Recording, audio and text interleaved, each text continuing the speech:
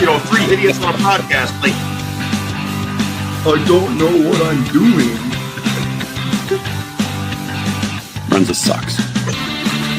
We don't know if any of that's true, but oh, Jordan, don't give me this technically crap. Come on. Got personal this week. Lots of stuff happened. Chad Berger, Brian Dawson of USD. Yeah, you're wrong.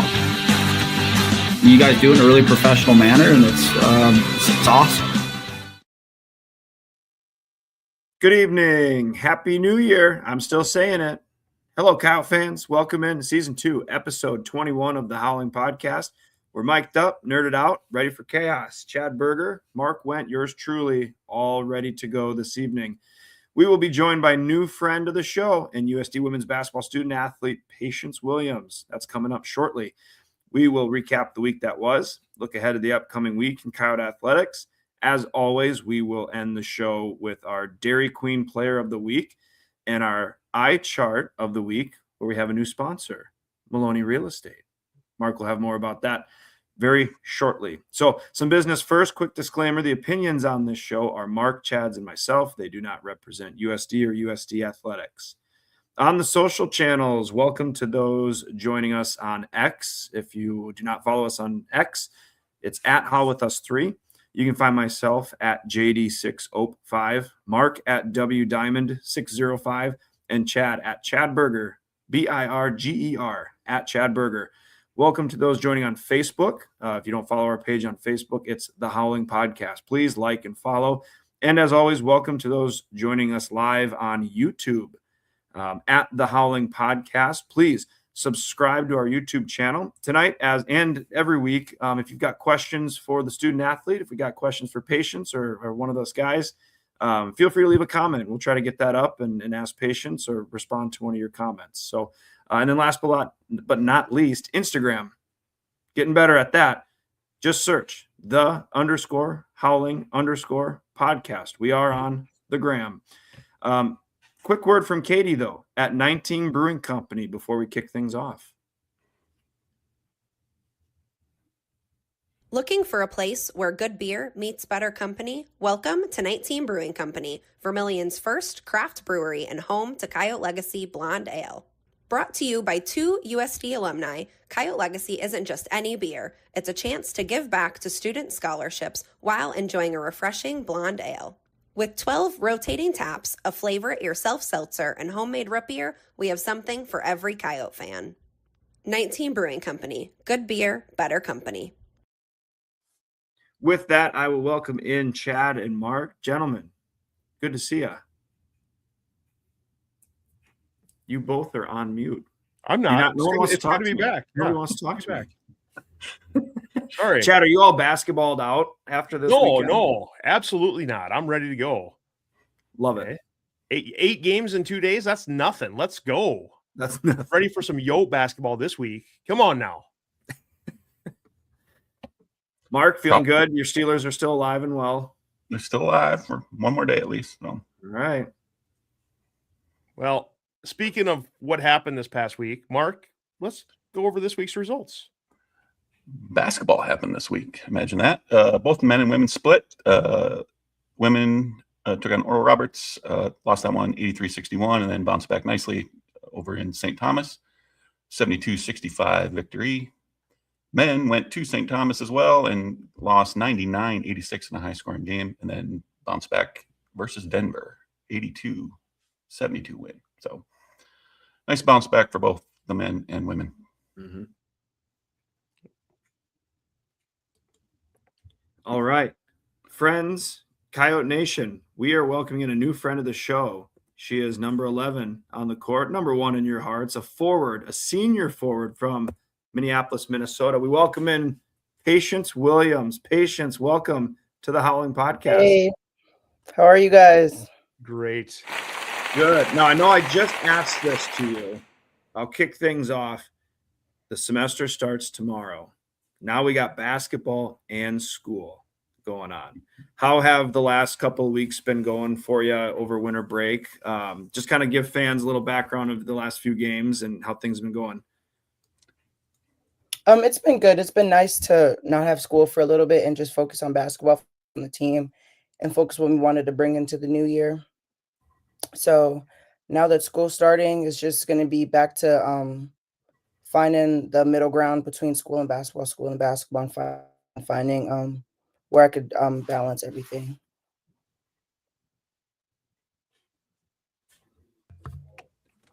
I guess I can follow up again too.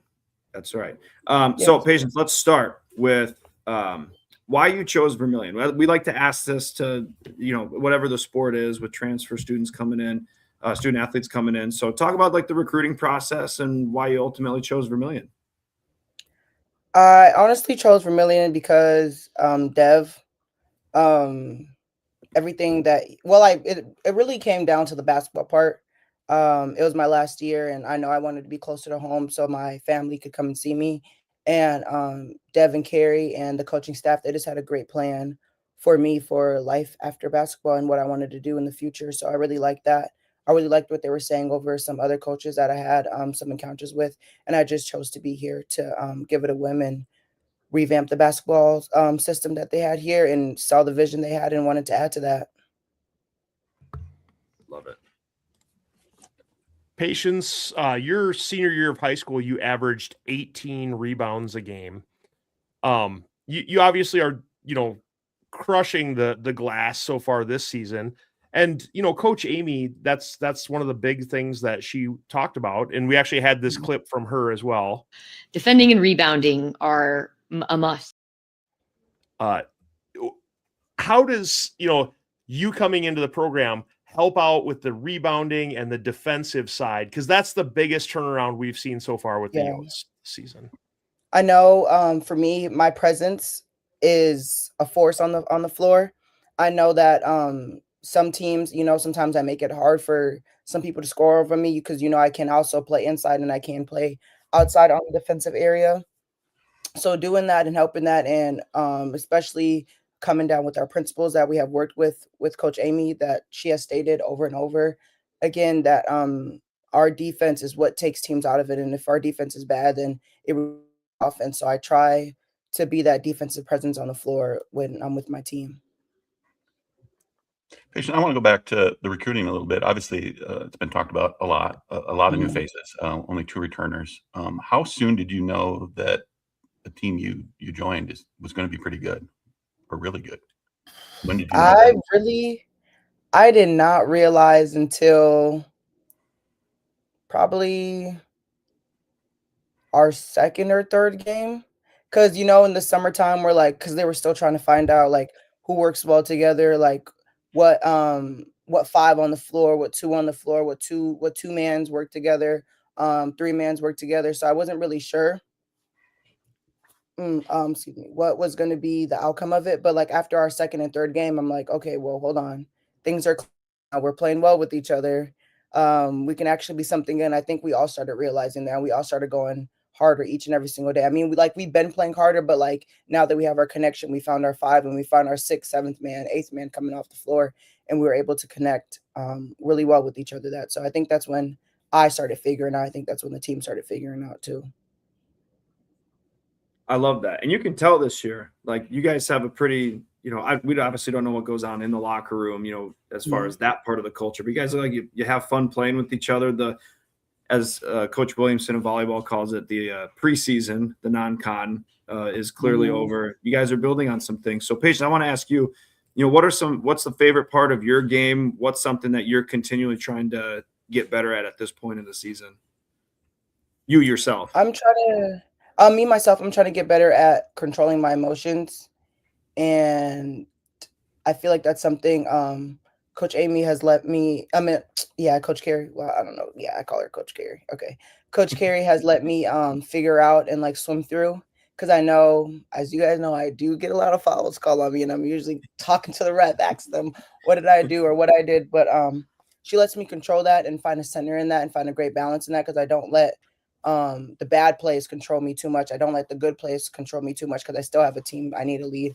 I still have to and I still have to help my team out in whatever they need to do. So I feel like my emotions is something I've been really, really trying to work on and work with. Patience, you obviously, before you came to Vermilion, to USD, you've been at 3 different schools. You kind of graduated in that 2020 era there of high school. And then you've been at 3 different schools. This is your 4th. What's different about USD and Vermilion than the other places that you've been? I feel like here I'm more challenged. I'm more comfortable. I feel like Coach Carey and the staff, they really took the time to understand me and the player that I am. And I feel like they bring out more out of me than what I had at my other schools. And I really like them. I feel like the community backs me up. And every time I'm at church or I'm walking around like downtown or anything, everybody's always saying hi and saying hey to me, and they're always saying good game and always motivating me to do better. So I'm not just playing for myself or playing for my teammates. I'm playing for the community. I'm playing for my coaches. I'm playing for the people who believe in me and who have my back. So I really like that being here in Vermilion. I love that. And Mark, not to cut you off, but Angie said the same thing or similar thing when we had her on too, that the coaches challenged them to another level that they knew that like you have, but hadn't been challenged to reach yet. And I think that's a testament to the coaches that we have. And then, your point on the community, I mean, it's a little known secret, right? Like Vermilion, that's just how they are. And that's how Coyote Nation is to you guys. So yeah, I thought that was great because that's exactly what Angie said too. Yeah, that's great. I forgot what I was going to ask now. Thanks, Jordan. Chad's going to yell at me because I'm going to ask about a loss. We've watched you, obviously, the entire season going really, really well. And then all of a sudden, Oral Roberts came to town, and it just looked like a completely different team. Have you guys adjusted that? Did you just flush it, or what happened? We really digested it in the locker room after the game. I mean, and in halftime. I mean, we all picked it up. We all realized that this is not how we play. This is not what we do. And it really started on defense. I know there's some teams that come out here and, we're not really like, our guards aren't big, but when we have them bigger guards, they think that they could bully us and they could do this and they could do that. And I feel like sometimes they take advantage of that and they end up doing that. And I feel like when our guards experience that, it's kind of hard for them to bounce back on that. So we struggled with that a lot. And I feel like when we came to practice the next day preparing for St. Thomas, I feel like that's something that our guards and us really took accountability on, and was like, we need to step up on defense and help each other out, because when someone's struggling, we're all struggling. So it wasn't just, one person did this, one person did that, one person did that. No, it was all our fault. It was all our defense. If we realize someone's attacking Molly or someone's attacking Angie or someone's attacking me, and we're not doing the best on it, we need to be able to help each other out. And we do really good on that. And that's what we realized and looked in the mirror and said we need to do and pick it up. And that's what we did when we came back to practice the next day. And I kind of want to piggyback off that because obviously, there's motivation after an uncharacteristic loss like that. But, mentally, Patience, what are you going through after, like in between those games, whether it's film, whether it's at practice, how do you mentally recover from that loss and quick turnaround, right? Like with these Thursday, Saturday splits, how do you get ready for a game after a loss like that? I'm always have this saying in my head where it's like next play. And I know it's kind of controversial to say that it's being my last year playing collegiate basketball, but with these girls and how I've learned them and how I've learned that how we can extend our growth and how we can be better, I have to tell them next play. We can't hold what happened in the past or the last 10 hours or 5 hours or 2 hours. I got to tell them it's next play. Like the next play, you're going to do this. The next play, you're going to do that. The next play, I'm going to do this. The next play, we're going to be better at that. We can't hold on to what's next because the next play has to come. The next offense, the next 30 seconds, we got to keep going. You seen Ted Lasso, the show? Oh, okay. Look up Ted Lasso, be a goldfish. Does he say next play? Or something in them lines? Something in that. Like goldfish have the shortest memory. Oh, yeah. Yeah. It's a good scene.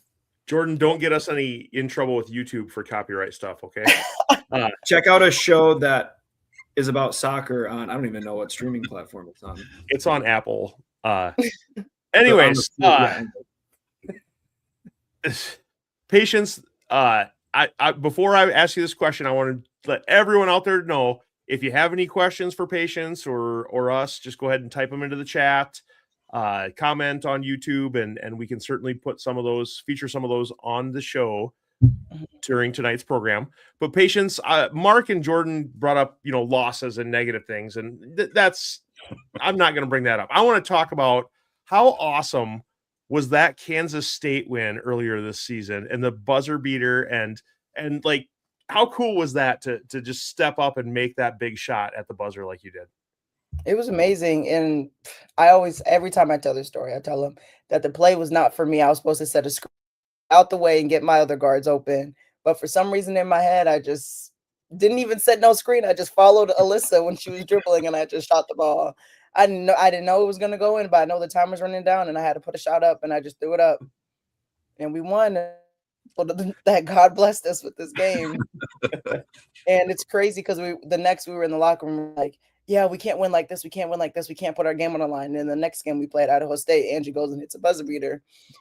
And it was just crazy because we go in the locker room, they're the same thing. Like, we can't be winning like this. We can't be winning like this. We can't be putting ourselves on the line. We can't be doing this. And then we see in the comments on Facebook, they were calling us the cardiac coyotes. And we were like, no, we don't want to. Our fans are kind of old. We can't be doing that. We can't be putting them in that type of position. How selfless of you guys. We appreciate it. We couldn't be doing that to y'all. It was exciting, super exciting. And the funny thing about that, I believe Angie's game winner, that was not designed for her either, was it? No. Mm-mm. Yeah, so your coaches must not know what they're doing if they're drawing up the plays for the wrong people. No, it's not them, it's us. We get the ball and we just start doing whatever we can, trying to create.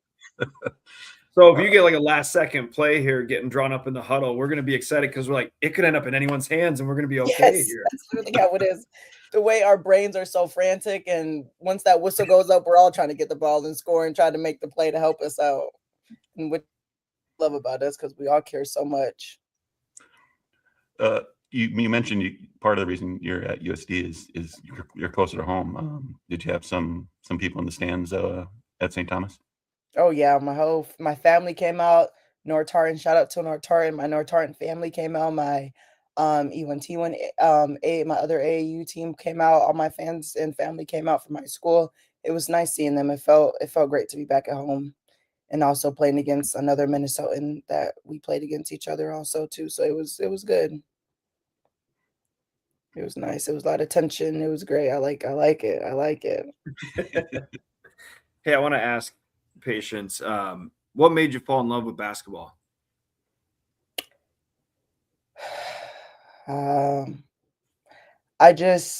When I first came here, my mom put me in so many sports. I'm talking about, I don't know why she had me doing gymnastics, but I was doing it. And it got to the point where it was between basketball and volleyball is where I really liked. And I just sat down one night and I just prayed to God and was like, whatever sport is going to take me to where I need to be, it's going to help bless my family, help bless me.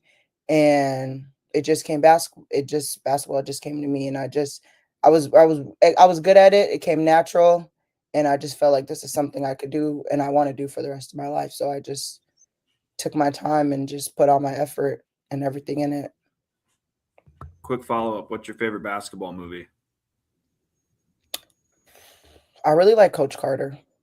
I know everyone always says loving basketball, but great story. Not even a great storyline, but Coach Carter has more meaning, has more really good depth, one. I'd say. Yeah. Patience, you mentioned all the other sports you played. On your bio it says you played volleyball, track and field, and softball in high school. One of the unique things about USD is the other athletic teams come and support the other teams as well. And so, you'll probably see as soon as the semester starts and everyone's back on campus, you'll probably see the volleyball team all sitting together at some of the games. The swim and dive team will show up and support all of you. Have you had a chance to go out and watch any other athletics? And are you going to join the three of us at a softball game this spring to cheer on the Yotes softball team? Yeah, I've only really watched volleyball and football. Swim, I don't even know much about swim. I felt kind of Neither do embarrassed we. because in practice, I was like, "Do you guys even go to swim games?" And Katie looked at me. She was like, "Swim games? They're not even called swim games. What are you talking about?" And I was like, "Oh my gosh, I'm sorry." Yeah, they probably don't want to see me because I don't know what I'm doing. I'm just gonna be clapping. So, but yeah, I'm open. It's my last year here, so I'm open to go see a lot of different things and support the Yotes. Yeah. We'll keep What for did the you say? softball games. Huh? We'll keep you in the loop for the softball games. Yeah, as long as you guys got some sunflower seeds, I'll be there. Yeah, that's a must. Yes. That's a must. That's really the only Preference reason I on played flavor? softball too. That was the only reason I played softball was for the sunflower seeds. My favorite flavor was dill pickle. Okay, dill pickle. We'll get dill pickle. Okay, let me know when I'm there. Jordan's taking notes right now. Yeah. Making a shopping list. For something that's 2.5 months away, this paper's probably going to get lost in between. Yeah. Mark, do you have any other questions? I got one more. Obviously, we don't have to talk about. I know Alex went down at St. Thomas.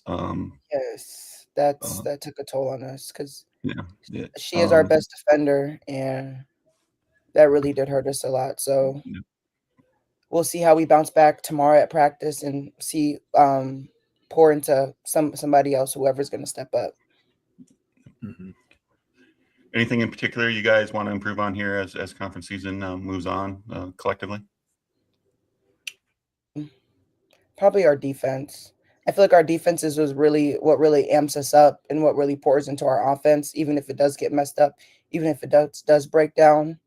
And I feel like now that, some girls, they're getting hurt, they're getting injured, and it's just finding out who's going to step up to the plate, who's the next person, who's the next man up, and what we're going to do. So I feel like these next couple practices before we play UND is going to be very, very huge. Mm-hmm. Patience. So you've been in Vermilion at USD for a short amount of time, but you made a tremendous impact. I know Mark Wendt brings his girls to the games almost every single time that he has them, and you're their favorite player. How cool is that when you're the favorite player for young children and they want to come up to you and get your autograph after a game? That means a lot. It means I'm doing something right. I'm making a difference in someone's life, even if it's a bad game or a good game. I feel like the little kids, they see something in me that maybe I didn't see in myself. And I love that. That feeling is something I can't explain. I will say my kids get super excited when I say we're going to go watch Patience when we saw you at the radio show. They get so excited. And then when they see you, they just get so shy. So hopefully I can get them out of their shell. And I still need them to come in and talk and give us a great prep talk. Yeah. We got a home game at UND. We got a home game. I need them to tell us something. Yep. We'll make it happen. All right. Thank you. Well, Patience, we really appreciate you joining us tonight. And, we're looking forward to the rest of the basketball season here. And, you guys are off to a tremendous start. And we hope that you finish out the conference season really, really strong. And we're looking forward to watching you and cheering you on along the way. Thank you. I appreciate it so much. Patience. Thank you guys for having me. Go Yotes. Go Yotes. All right. Awesome. We always get the best guests on here. Always. Fantastic. Yep. Really good. Fantastic. Jordan, are you frozen? I think he's frozen. Yeah, we'll go ahead and defending and rebounding are a must. Patience is a huge reason that the defending and the rebounding are so much better this season. And so we're grateful to be able to talk to her tonight. Kind of funny. Sorry about my freezing up. I think I just Irish goodbye Patience there. I meant to say, I think I froze up on my end. I thought it was funny that that's what they want to work on is get better at defense. So get much better. There won't be a whole lot of scoring for the other team. Right. Well, Jordan, speaking of freezing up, tell us about our sponsor here. Oh, that was fantastic. Yeah. Dairy Queen of Vermilion, Hartford, and Del Rapids sponsors the Player of the Week segment. I don't believe the holiday treat menu is up anymore. I thought I saw they have a Oreo mint blizzard. now or something like that. It's a cool name. But many, many thanks to Dairy Queen of Vermilion, Hartford, and Del Rapids for sponsoring our Player of the Week segment this year. Yeah, my fam went out to Dairy Queen the other night. I was at a basketball game, so I missed out. That's always great when you come home and you look in the garbage can and you see the DQ stuff in there, and you're like, "Oh, I missed out. I missed out." So, yeah, I felt left out there. Mark, we have a new sponsor. Yeah, the most coveted sponsorship in all of Vermilion, I would say. The Eye Chart of the Week segment has been spoken for. Happy to announce and welcome in Maloney Real Estate out of Vermilion. Great group of people. Michelle and her folks are fantastic. So if you're looking to buy or sell, Maloney Real Estate would be where we would recommend you start. So, welcome. Awesome. Look at us go. Very excited to have them on board. Yes. Not only for the Eye Chart of the Week segment, but just great folks over there too.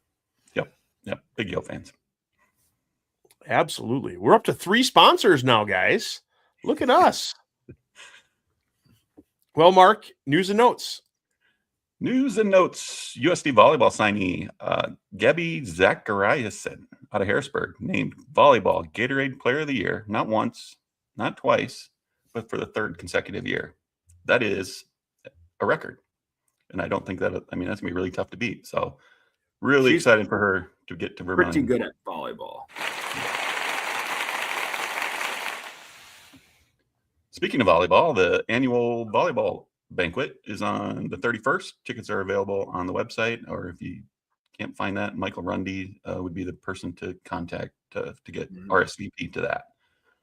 Spirit teams are going to compete at Walt Disney World Resort at the National Championships this upcoming weekend. If you're at the basketball game this weekend, you saw that performance. It's pretty energetic and really well done. Once again, our very own Chad Berger going to be discussing high school and Yote athletics with Michael Schumacher on At the Mic 101.5, 1570 out of Yankton, South Dakota, each week, either Thursday or Friday morning. So Michael does a great job, and Chad does as well. So look forward to that. And January 24th, we're going to keep saying this until it's in the rearview mirror. Make plans to get to the million, get to the basketball game. It'll be worth it. I'm big things happening. Very excited. Yeah. I don't know what that meant. But hey, with this new sponsor, can we update and upgrade our sound effects machine instead of 98 Windows bongo drum playing? I joke. Jordan critiquing the stuff that he has no idea what's happening on here is just fantastic. That sounds pretty on par, doesn't it? Yeah. So I was going to mention with the 24th, that's a big day. Not just is there a home men's basketball game against St. Thomas, a little revenge game here from this past Wednesday night, but there's also swimming and diving going on that day. South Dakota State is coming to town, and so it's going to be a big day. Will we see Mark in a Speedo? We don't know. But Jordan, will you be going off the high dive? We don't know. But these are all things that look forward to on the 24th. It'll be a great day. I don't anticipate either of those things happening, but yeah. No, I think you're still about 960 likes away on that tweet from it happening. So we're pacing ourselves. It's going to happen. One of these days, like 3 years from now, it's just going to go viral and everyone's going to like it or retweet it. Yeah. That's how social media works. I'll make sure never mind. So, Mark, you mentioned this past week there was a couple women's basketball games, a couple men's basketball games. Let's go ahead and recap some of that. So, first off, women's basketball hosted Oral Roberts on January 8th. And this one, the Yotes just kind of laid an egg in this one. Not great. You guys had the courage to ask patience about it. I don't know why, but it's one of those things where it just was not a great game for the Yotes, and it was not a great game for Carolyn Dirksen, Amy Sanchez, and Amy Cromenhook as well. just eye charts were everywhere in this one. Yotes ended up on the short end of this one, 83-61. And, if we look at some of the statistics here, Yotes just didn't shoot the ball very well. Look at those field goal percentages for the top line. You can see the Yotes' best quarter shooting field goal percentage-wise was the fourth quarter, in which they shot 35% from the field. Whereas Oral Roberts, on the other hand, had 2 quarters where, they shot better than that in every single quarter, but they had 2 quarters where they shot better than 50%, the third and the fourth quarter. And so when your opponent shoots that well and you shoot that poorly, there's obviously there's going to be a huge discrepancy there in the score. Yeah. It was just a complete anomaly. It didn't look like the team that we've been watching all season long. I will say that we did get it. I mean, we were down well over 20 there in the first half and chipped it back to 11 at halftime. And you thought, well, if we get the first bucket out of halftime, then we're down to single digits and maybe we make a game of it. But unfortunately, they just went on. I believe they started the second half on a 8 or 9-0 run, and it was just uphill battle from there. And like you say, we didn't shoot very well, and we turned the ball over, and just didn't look like us. Yeah, and it's not the reason we lost, but speaking to a couple of folks that were at the game, everyone had the same, boy, those refs were something else. So I don't know if it was a new crew or what, but no consistency in calls whatsoever. But Mark's right. Just one of those weird ones that you got to get out of the way right now. Learn from it, which they did. Well, I'm a huge college basketball nerd. I'm a huge college basketball official nerd, as you guys know. Mm-hmm.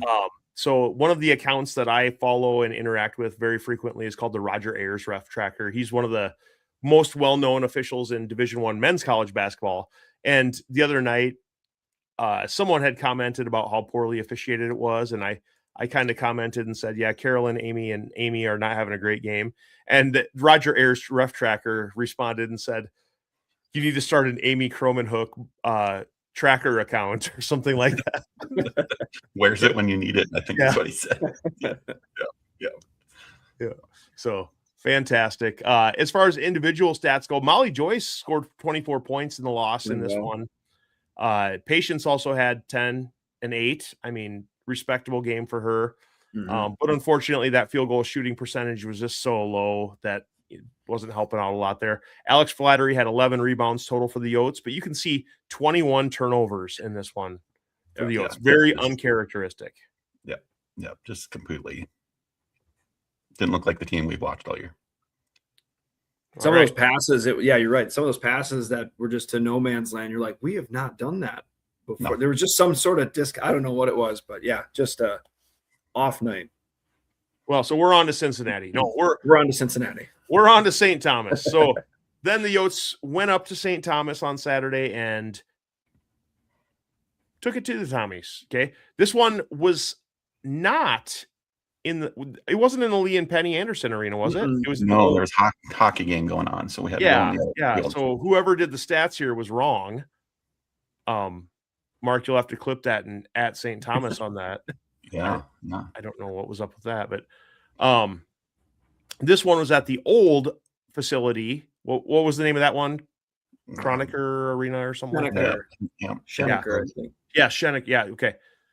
So this one, Yotes came out, big first quarter, 18-10 lead after the first quarter, and then tacked on another 3 more to that lead by halftime. St. Thomas came storming back in the third quarter and chipped away a little bit at it, but then the Yotes had the strong fourth quarter to finish up with the 72-65 victory in this one. As far as shooting goes, much better night for the Yotes. You can see the first quarter shot 57% from the field, and then the fourth quarter, we mentioned winning that quarter is big, shooting 50% from the field in that one. If you look at the free throw percentage overall for the game, 86% for free throw percentage and 35% from 3-point range in the game for the Yotes.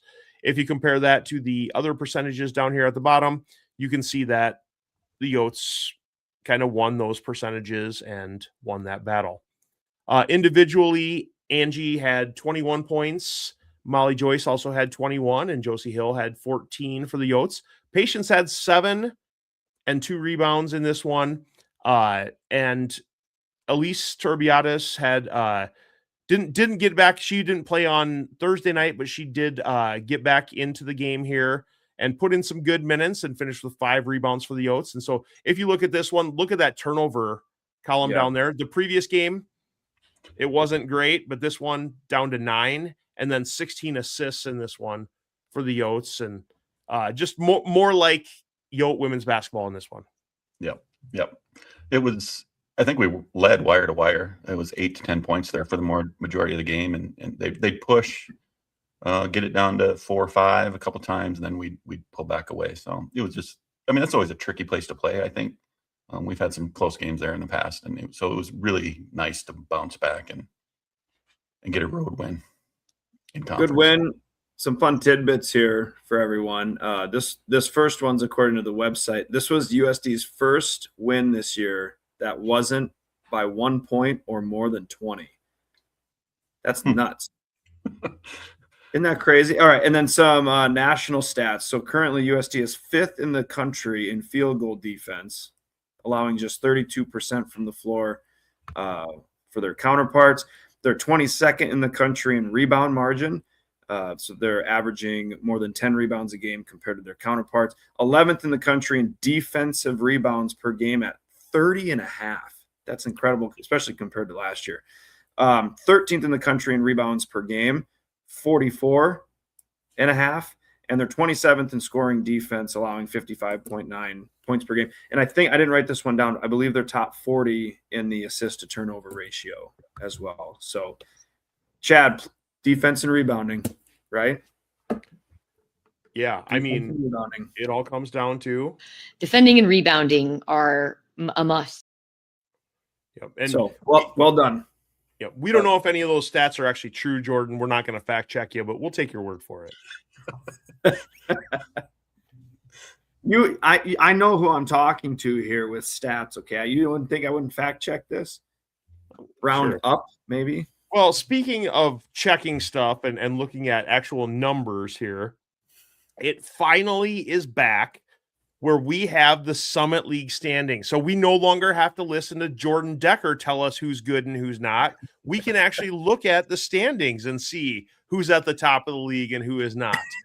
And so in this case, you can see the Yotes are right there, 3rd place in the conference right now, behind North Dakota State and South Dakota State. And, you know, Oral Roberts is right behind the Yotes in this one. And so we can see we're kind of right at the, near the top of the conference, and lots of great opportunities coming up for the Yotes. Yep. Yeah, that top 4, like I mentioned last week, those are the teams to look out for. Michael I'm glad we have stats to back it up. Yeah, exactly. Michael Sharp, if you're listening, what's up with Omaha down there? They're not very good. At the belly button of the standings right now. No, the belly button's right in the middle, Jordan. Anatomically correct there, Chad. Okay. If your belly button is at the bottom, I don't know what's going on with your. Anyways, the big toe of the conference right now. Yeah, I don't know, something like that. The foot, something like that. Men's basketball went up to St. Thomas as well this week. They did play at the Lee and Penny Anderson Arena. This was on Wednesday night. I hate Wednesday night games, but this was Wednesday night, and this one, the Yotes got off to a rough start, but I mean, 2 brand new players on the squad and, trying to find rhythm and rotation and everything else. And got off to a rough first half here. But if you look at the second half totals, the Yotes actually put up some decent points in the second half here and showed a little bit of promise, a little bit of fight, and ended up losing this one 99-86 to St. Thomas. As far as officials go, it was a really good crew. It was a kind of an off night for the Big Ten, and so they took a couple officials that do a lot of Big Ten games, Mike Littlewood, Rob Kuhneman, and Kelly Pfeiffer, and they put them on a Summit League game, and so it was a very good crew. And I think a lot of that was based on what happened at St. Thomas last year, where they called 847 fouls in that game. So, great job by Mike Zanzier, the official coordinator for the Summit League here, of, trying to head that one off. But, unfortunately, it wasn't as close of a game as we saw last year up at St. Thomas.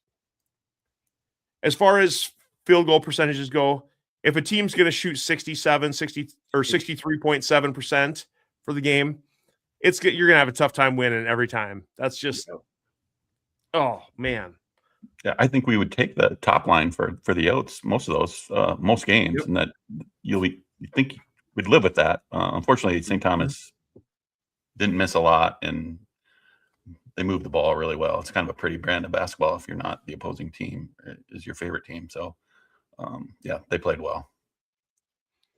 I mean, Yotes were 16 for 17 from the free throw line. That's fantastic, right? Very. Yeah. Yeah. It's just getting the cobwebs off of, getting used to playing with Trent and is it Silas? Is it? Yeah. Okay.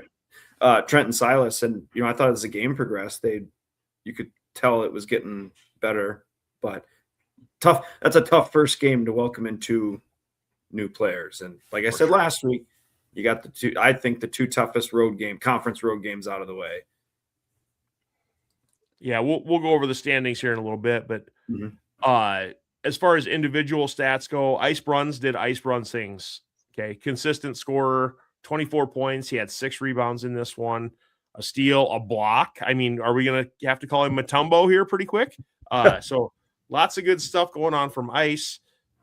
Cam Fens, friend of the show, also had 11 boards in this one, so great job for Cam. Unfortunately, his field goal percentage wasn't that great in this one, 4 for 11.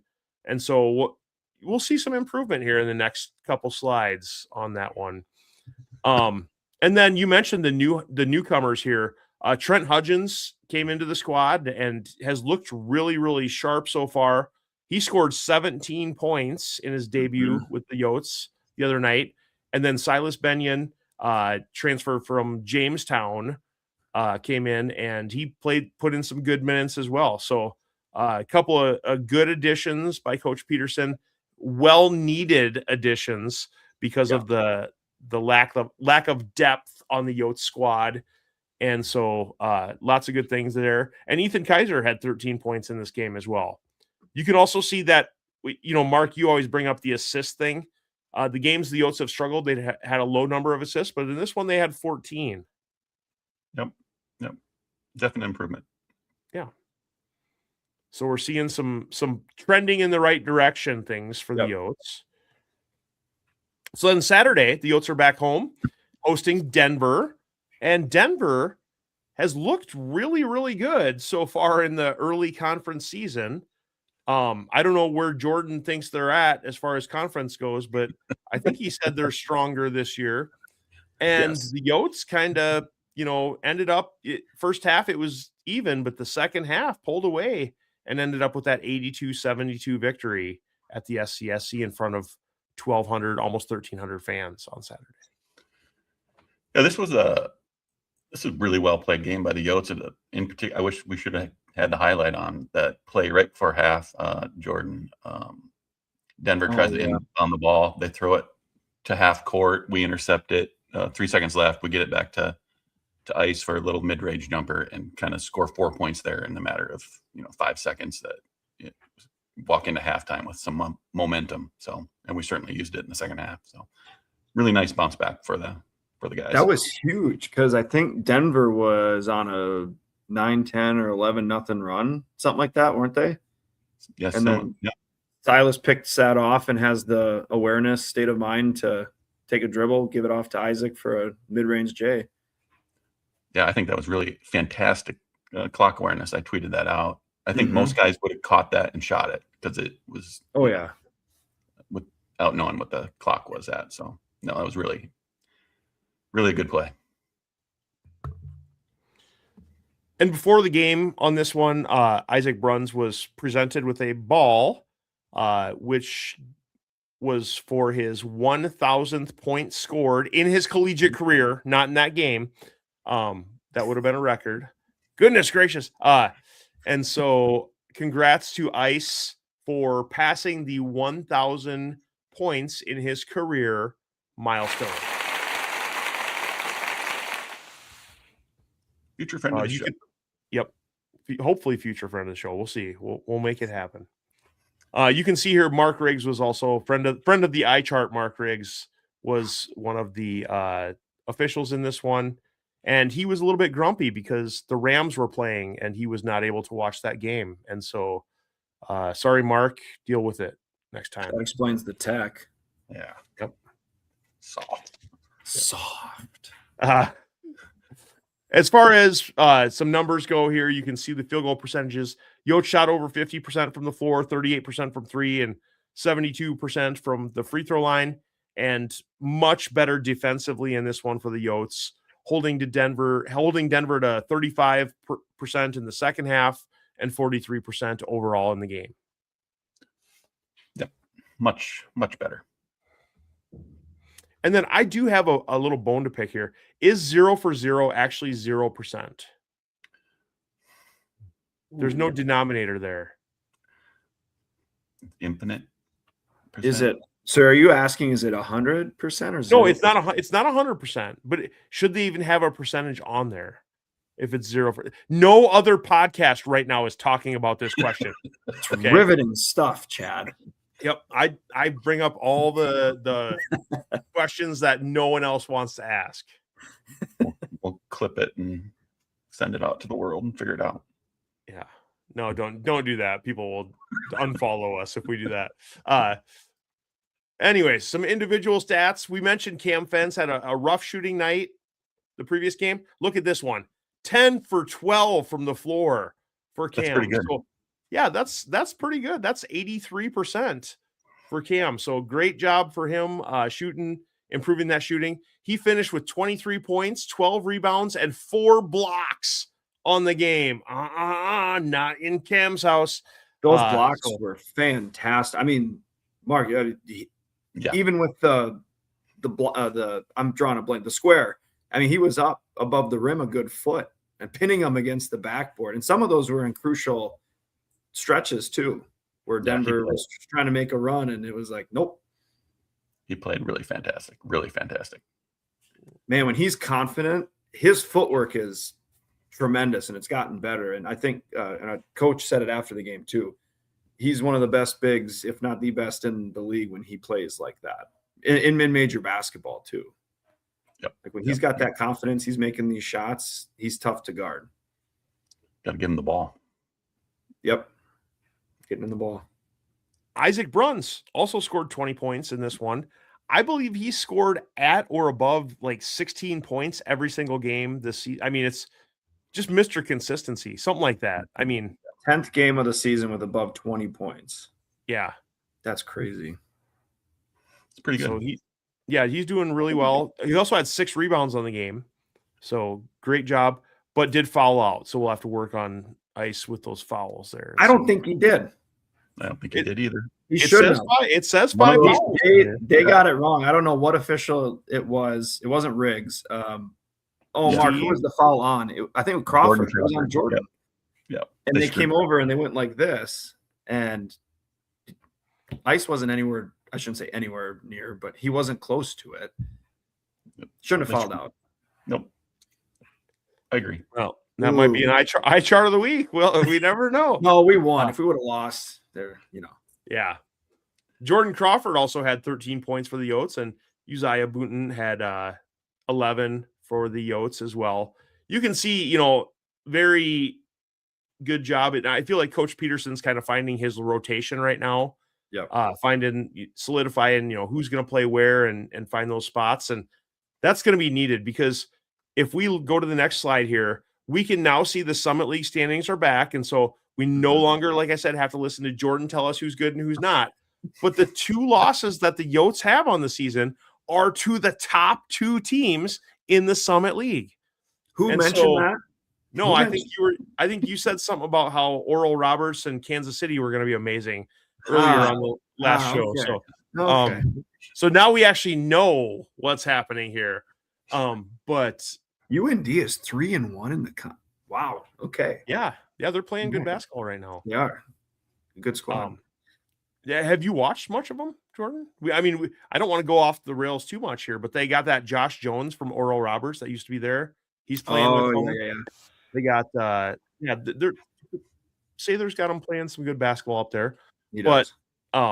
Anyways, you can see USD at 1 and 2 there, right in the middle, and lots of room for improvement, including this coming week. The Yotes host Kansas City, so that'll be a good, measuring stick to see, are we at the middle of the conference right now, or are we in the bottom of the conference? And so I think that's a good measuring stick. And just to put a bow on it too, what I've really, really loved about the game on Saturday was the emotion. Like the defensive end was great. And when they got stops, when they made big plays, those guys, they were showing visible emotion on the court. And just after the last, few weeks, that was really good to see. Yep. Like you can tell they're coming together.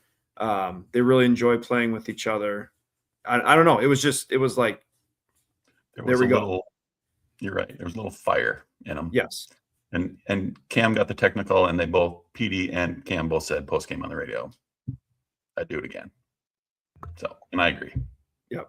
I love seeing it. So, Mark, I think that Mark Riggs swallowed the whistle. Well, and I think, was it PD, Mark, that said the refs are trained to call, they're supposed to call that or something like that. But he was like, I'm not going to get mad for that situation. No. Luckily, great to see the emotion though. It was great. Agree. Well, every week we go ahead and name a Dairy Queen Player of the Week, Jordan. And so go ahead and give us the results for this week. Yeah, we had a couple of choices to choose from, or a couple student athletes to choose from. And ultimately we went this week with ICE again. Isaac Bruns, USD men's basketball, is the Howling Podcast Player of the Week presented by DQ, Vermilion, Hartford, and Del Rapids. 24 points, 6 boards against St. Thomas, as we talked about.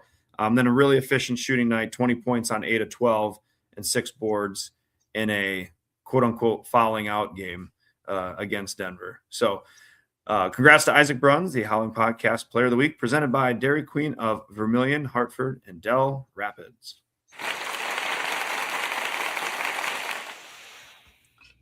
First 2-time winner of the Player of the Week, I believe. Yep. First 2-timer. We're going to have to start a club. Yeah. Well, what's coming up this week then, Mark?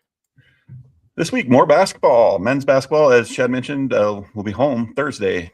Wear your Hawaiian shirt, Chad, versus Kansas City, 7 p.m. in the SCSC. And then they'll travel up to Coach Sather in North Dakota on Saturday at 1 p.m. on Summit League Network. Women will be home to North Dakota on Wednesday, Chad's favorite day of the week for a basketball game, 7 p.m. in the SCSC. And home to Denver Saturday, 1 p.m. also in the SCSC. Track and field, the alumni meet is Saturday. So if you're planning ahead here, be prepared. The parking lot might be a little goofy than it normally is when you're showing up to a basketball game on a Saturday. So keep that in mind. Alumni meet will be going on in the Dome, and tennis will be up in Sioux Falls on Friday, 2 p.m. versus Mount Marty.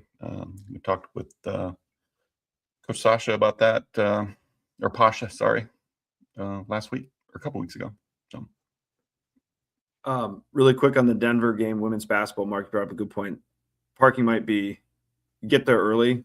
Saturday, I believe, is the Native American Heritage Day game, and that game tends to draw quite a large crowd compared to most other games. So great atmosphere for that game. Highly suggest if you can make it down to Vermilion or up to Vermilion or over to Vermilion on Saturday, get there for that game. Really fun atmosphere.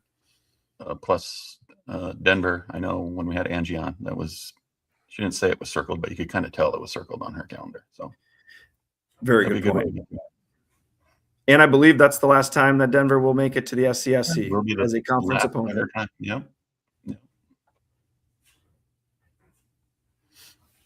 Yeah, I'm looking forward to this week, guys. Yeah. Tennis. Let's go. Tennis.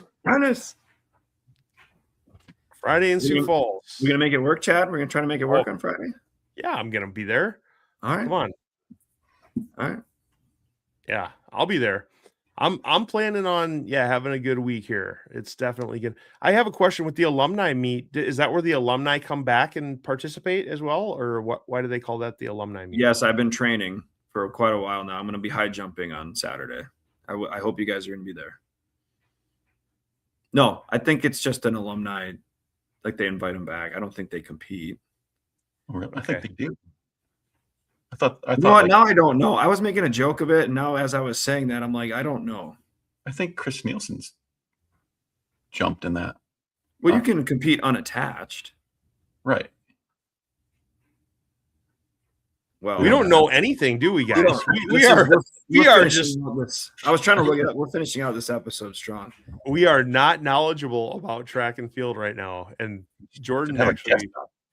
I probably misspoke. Let's just move on. Okay, we'll move on. Boy, clip this one. This is great. Good TV. So we're excited for the week here for the Yotes and everything that's happening. Next up, we're going to go ahead and finish off like we normally do about this time.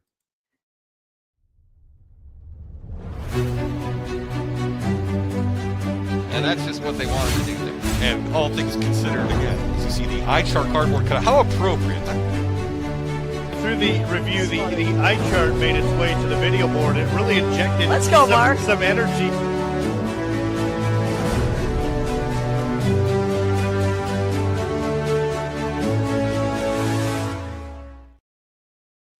Our own Mark Wendt is famous for holding up that eye chart in men's and women's basketball games when officials make questionable calls, like Mark Riggs and some of the women's officials did this week.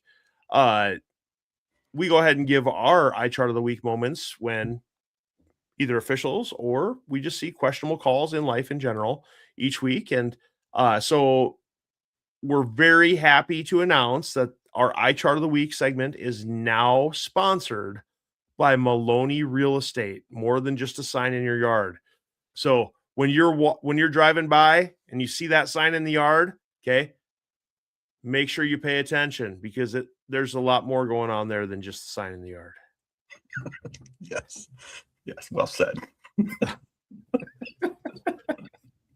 I don't know. No one gave me a read or anything to do, so I'm just winging it here, guys.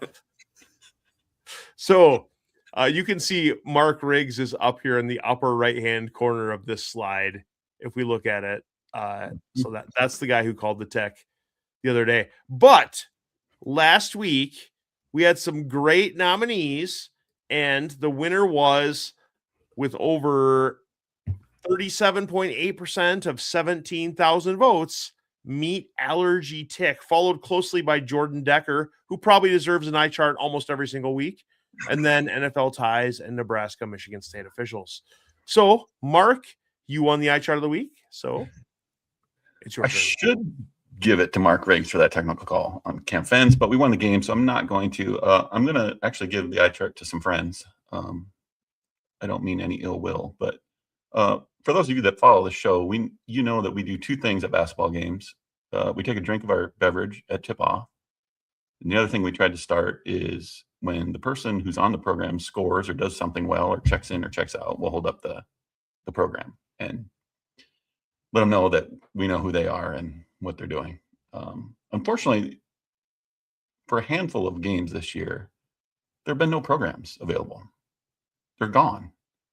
You see people with them, but by the time you get there, all the programs are gone. And I find it annoying.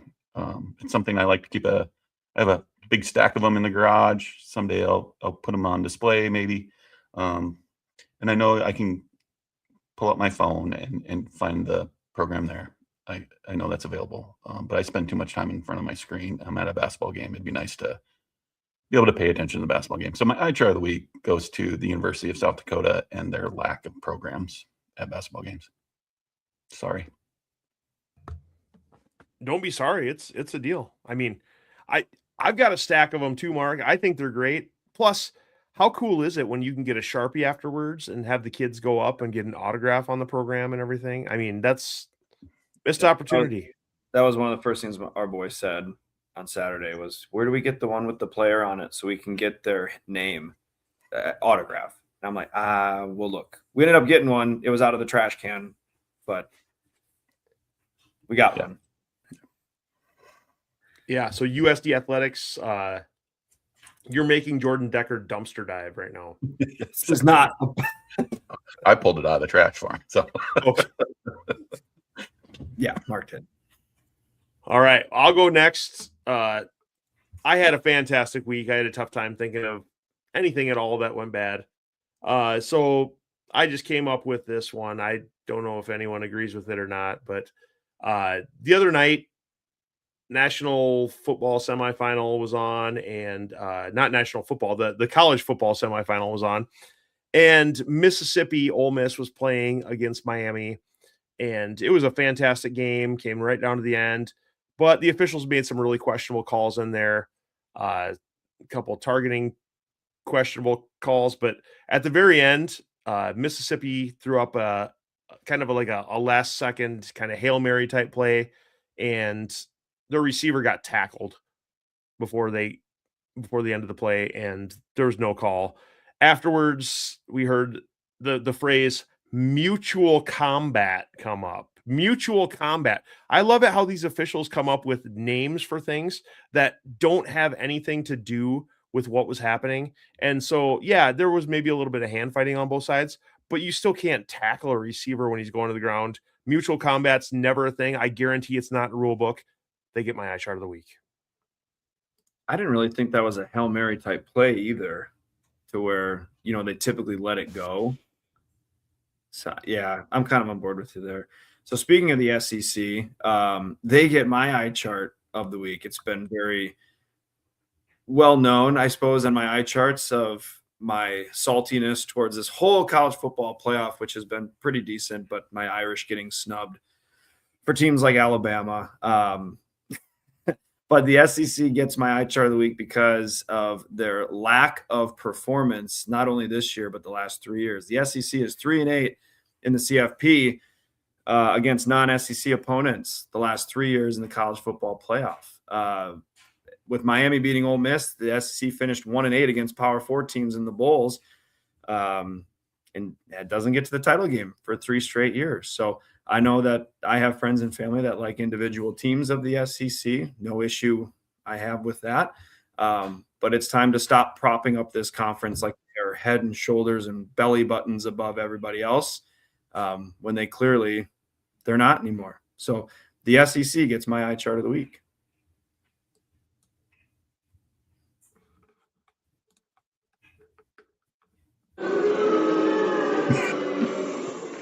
I was waiting for that one. I promise I'm done with Alabama won a playoff game, Jordan.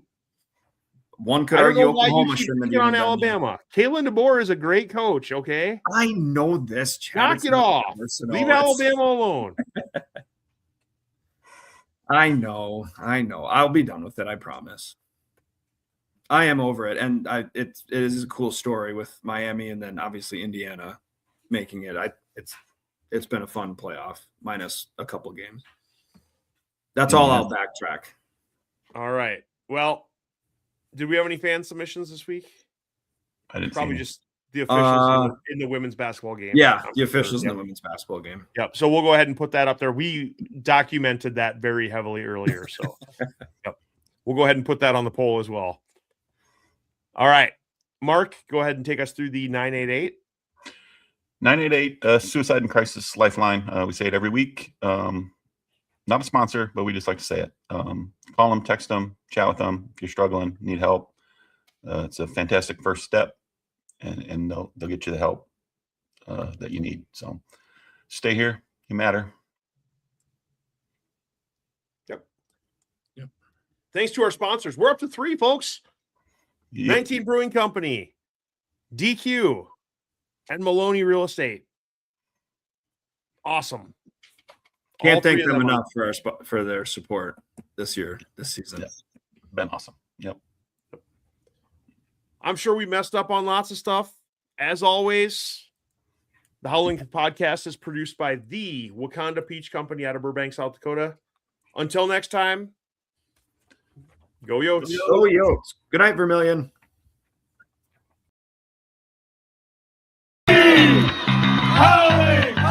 Let's go! 3 idiots on a podcast. Like, I don't know what I'm doing. Runs sucks. We don't know if any of that's true, but Bill. Oh, Jordan, don't give me this technically crap. Come on. Got personal this week. Lots of stuff happened. Just Chad Berger, Brian Dawson, USD. Yeah, you're wrong. You guys do it in a really professional manner, and it's awesome.